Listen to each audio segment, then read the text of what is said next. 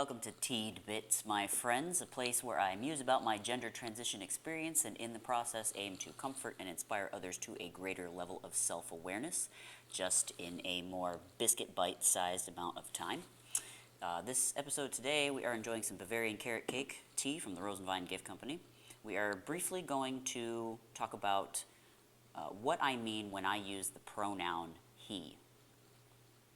So when I ask to be referred to as he, it doesn't indicate that I believe myself to actually be male. Because the truth is, no matter how many hormones I take, no matter how many surgeries I do, I still was born a biological female, and I'm not trying to delude anyone into believing that I am a biological male.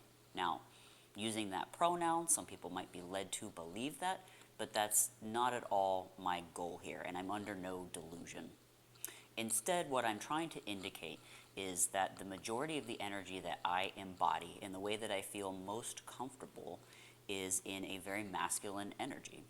My strengths and weaknesses, the way that I interact with the world and other people, my presentation of self, my motivations, my priorities, my sexual activity preferences, all line up majority with what the literature says is considered male or masculine, or characteristics of males or masculine people.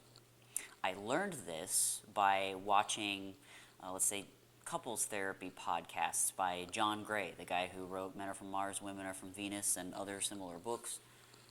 I watched those podcasts and I began to identify more with the men or the masculine people and how they thought and saw things, interacted with things, by listening to professors like Jordan Peterson lecture on the basic differences between men and women, and realizing that the majority of my characteristics line up with men.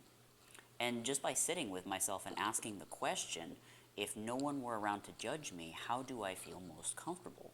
And in doing all that research, I've arrived that I simply just have a very masculine energy. It doesn't really indicate much about my biological sex at all, and I think that's important to keep that separate. Anyway, feel free to let me know in the comment section what you think about that, and if you have any other additional things to throw in there, I always welcome. Until next time.